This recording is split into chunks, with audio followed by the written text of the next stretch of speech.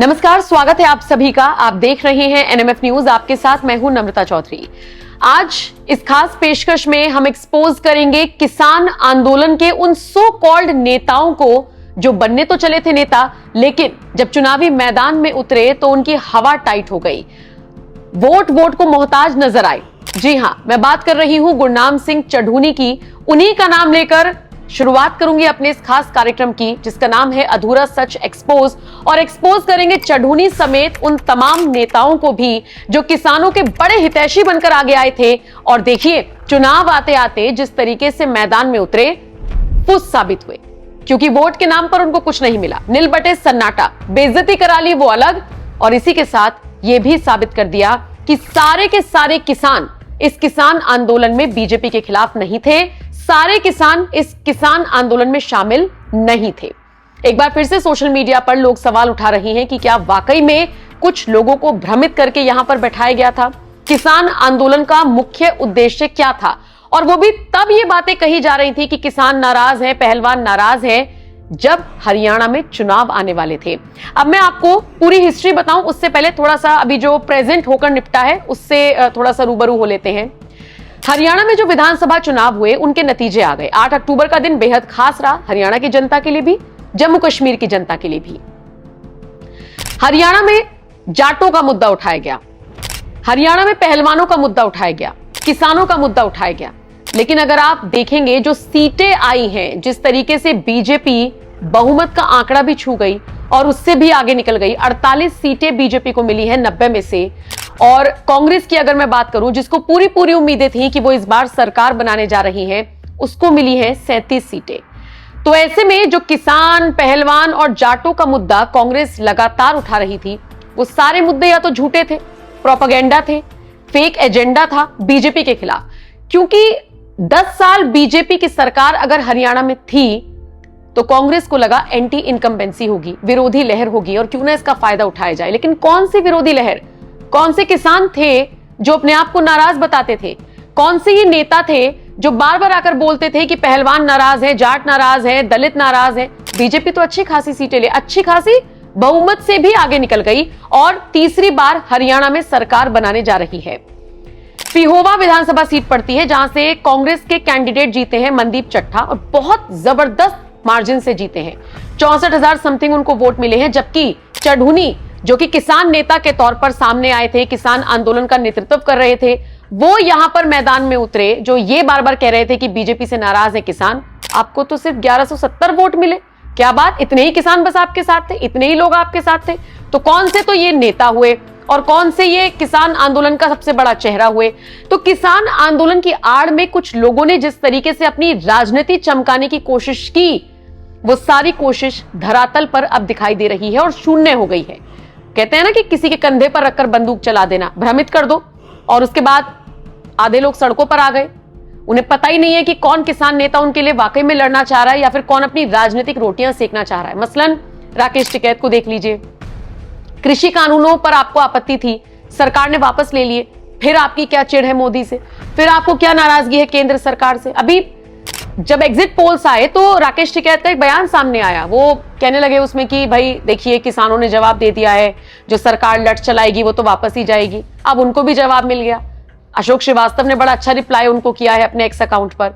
राकेश टिकैत की भी हेकड़ी निकल गई। उन पत्रकारों को भी मुंहतोड़ जवाब मिल गया जो एक दिन पहले तक ऑलमोस्ट हरियाणा में कांग्रेस की सरकार बनवा रहे थे। मतलब इतनी जल्दी थी। अब या तो कह लीजिए कि ओवर कॉन्फिडेंस था हरियाणा में कांग्रेस को भी, शायद इसीलिए आम आदमी पार्टी को वो अपने साथ लेकर नहीं चली। और अब जब हार गए हैं तो कुछ पॉलिटिकल एनालिस्ट जिनका झुकाव कांग्रेस की तरफ है, वो गलती निकालते हुए कह रहे हैं कि आम आदमी पार्टी को साथ में लेकर चलना चाहिए था। ये तो बात हुई किसान आंदोलन की। अब पहलवानों पर आ जाइए। पहलवानों का मुद्दा बहुत जोर शोर से उठाया गया। विनेश फोगाट, बजरंग पूनिया, साक्षी मलिक सड़कों पर बैठे, जंतर मंतर पर प्रदर्शन किया। दिल्ली बहुत दिनों के लिए ऐसा लगा जैसे जाम हो गई है, क्योंकि बहुत सारे पहलवान बैठे हुए थे। वो जो तस्वीरें सामने आ रही थी, सच बताऊं तो वो तस्वीरें अच्छी नहीं थी। वो बहुत दिल को झकझोर देने वाली तस्वीरें थी। लेकिन फिर उस पर भी सवाल उठे कि क्या वाकई में ये सब भी प्रायोजित है, या वाकई में पहलवान इतने परेशान हैं?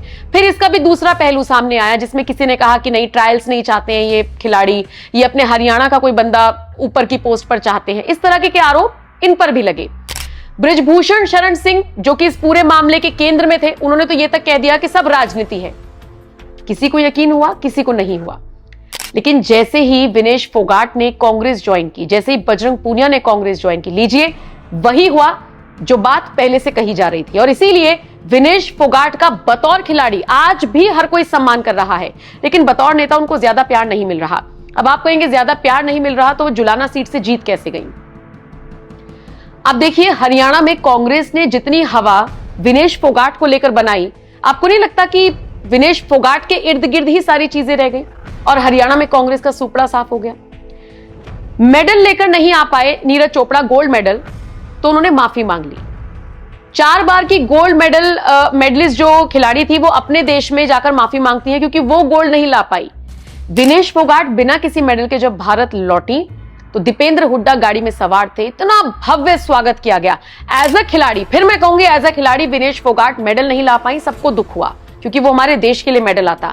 लेकिन जब उसमें राजनीति की एंट्री हो गई, दीपेंद्र हुड्डा की एंट्री हो गई, फिर कांग्रेस ने बाजी मार ली, तो फिर लोगों ने विनेश फोगाट पर भी सवाल उठाए। ऐसे में जुलाना में जबरदस्त तरीके से प्रचार हुआ और जो सामने खड़े थे विनेश फोगाट के कैप्टन योगेश बैरागी, वो भी बहुत पीछे नजर नहीं आए। एक नॉर्मल सा लड़का अपनी नौकरी छोड़कर आया, राजनीति में आया और लोगों का दिल जीता। हार गए, लेकिन जब बाहर निकले तो कांग्रेस का झंडा लेकर जो लोग खड़े थे वो भी उनके राम राम का जवाब देते हुए नजर आए। वो वीडियो सोशल मीडिया पर वायरल है, जिन्हें योगेश साहब, कैप्टन साहब राम राम इस तरीके से राम राम कर रहे हैं। तो ये बताता है कि सीट जीत ली, अपनी साख बचा ली विनेश फोगाट ने। और जाहिर सी बात है, पूरी कांग्रेस लग गई थी उनके लिए, उनके प्रचार के लिए, तो चलिए बचा ली उन्होंने अपनी साख। हाँ, चरखी दादरी जो कि उनका मायका पड़ता है, जहां उनका घर है, वहां पर कांग्रेस नहीं जीत पाई। तो अगर इतना ही प्रभाव था तो शायद वहां भी जीतना चाहिए था। पर चलिए छोड़िए, इतनी बात है कि योगेश ने भी अपनी अच्छी खासी साख बनाई है और आगे के लिए अपने आप को वो मजबूत करने में लग गए हैं। तो किसानों की बात हो गई, पहलवानों की बात हो गई, चढ़ूनी की बात हो गई, और जो सामने से कांग्रेस के प्रत्याशी जीत गए हैं, अब तो विधायक बन जाएंगे, उनकी बात हो गई। लेकिन 10 साल सत्ता में रहने वाली बीजेपी के खिलाफ इतनी भी लहर नहीं थी जिस तरीके से कांग्रेस ने इस लहर को भुनाया। अब पवन खेड़ा जो कि कांग्रेस के वरिष्ठ नेता हैं, उनका बयान सुनिए। वो कहते हैं लोकतंत्र की जीत जम्मू कश्मीर में तो हो गई, लोकतंत्र की हत्या हो गई हरियाणा में। मतलब जहां जहां आप जीतेंगे वहां लोकतंत्र है, जहां जहां आप हारेंगे वहां ईवीएम हैक है।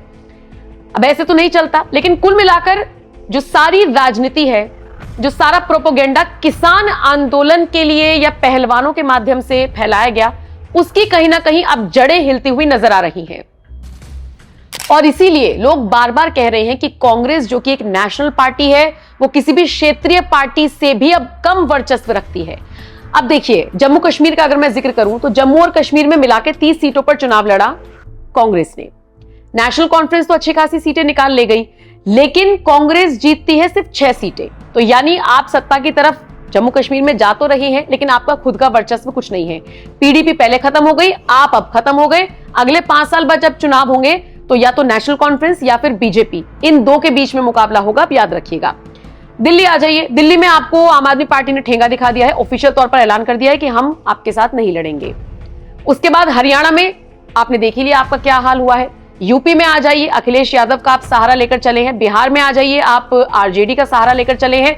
तो बैसाखियों के सहारे अब कांग्रेस बस चलती हुई नजर आती है। अपना खुद का वर्चस्व उसका पूरी तरीके से खत्म हो गया है। फिर आपके पास बस यही मुद्दे बच जाते हैं कि पहलवानों के नाम पर राजनीति कर लो, किसानों के नाम पर राजनीति कर लो। और ये सारे मुद्दे धराशायी होते हुए कब नजर आते हैं? जब किसान आंदोलन का नेतृत्व करने वाले चढ़ूनी जैसे नेता 1170 वोटों पर सिमट कर रह जाते हैं, जो कि पूरी तरीके से शर्म की बात है। कहां गए आपके किसान भाई जिनका आप नेतृत्व कर रहे थे? सच बात यह है कि देर आए दुरुस्त आए, जो आपके साथ बैठे हुए थे उनको भी समझ में आ गया कि नौटंकी चल रही है, हमारे नाम पर किसी और को टारगेट किया जा रहा है और हमारे नाम पर आप अपनी राजनीतिक रोटियां सेक रहे हैं। नहीं तो बताइए, राकेश टिकैत कि आप गांव चले जाइए, बहुत सारे लोग वहां पर भी हैं जो बहुत ज्यादा अच्छी नजर से राकेश टिकैत को नहीं देखते। हाँ, मैं जरूर मानूंगी कि उनके पिताजी का एक बहुत जबरदस्त वर्चस्व था, उनके पिताजी का एक भौकाल था और इज्जत करते हैं लोग आज भी। लेकिन उनके नाम पर राकेश टिकैत जब अपनी राजनीतिक रोटियां सेकते हैं तो लोग कहते हैं कि यह आदमी देश को पैसे के लिए बेच सकता। मैं नहीं कह रही हूं, लोग कहते हैं। सोशल मीडिया पर कल से राकेश टिकैत का बयान भी और वो खुद भी ट्रेंड हो रहे हैं। किसान आंदोलन के नाम पर ये जो प्रोपेगेंडा फैलाया गया था ना, इसकी तो पोल अब खुल गई है। लेकिन अब ये लोगों को भी समझना होगा, आम जनता को भी समझना होगा कि न जाने ऐसे कितने मौके अभी आएंगे, अभी बहुत राज्यों में चुनाव होने हैं, न जाने कितने ऐसे मौके आएंगे जिनमें टारगेटेड किया जाएगा, जिनमें प्रायोजित कोई चीज की जाएगी। समझना होगा आंदोलन करने वालों को भी, उस आंदोलन का हिस्सा बनने वालों को भी, और इस आंदोलन के नाम पर जो रोटियां सेकने की तैयारी कर रहे हैं ना अभी से ही, उनको भी मुंह तोड़ जवाब देना होगा, नहीं तो फिर आप जानते हैं विकास। अब आप बताइए हरियाणा में कौन से विकास के मुद्दे पर चुनाव लड़ा कांग्रेस ने? नहीं, सिर्फ पहलवान, किसान और जाट, गैर जाट, दलित, इनके ही नाम पर अटके रह गए। नहीं तो सड़क से आपको कोई मतलब नहीं है, रोजगार से आपको कोई मतलब नहीं है। हाँ, रोजगार के नाम पर आप जलेबी की फैक्ट्रियां जरूर कहकर चले गए, जो बहुत हास्यास्पद था।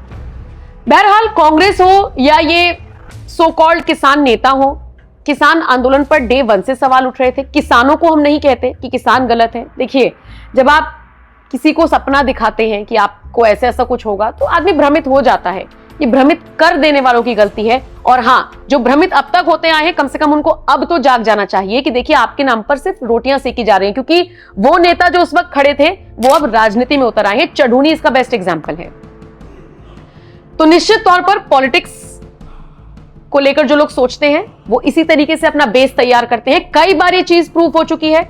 अब जब चुनाव होंगे, ऐसी कोई भी चीज होती है तो दोनों पहलुओं को देखिएगा और फिर कोई निर्णय लीजिएगा। तो फिलहाल बताइए, किसान तो असली वालों ने तो वोट दिया है शायद बीजेपी को, तभी बीजेपी इतने अच्छे मार्जिन से जीती है। लेकिन जो किसान आंदोलन की आड़ में राजनीति कर रहे थे, उनका क्या होगा? कमेंट सेक्शन में अपनी राय जरूर दीजिएगा और बाकी आप इस रिपोर्ट को किस तरह से देखते हैं जरूर बताइएगा। नमस्कार।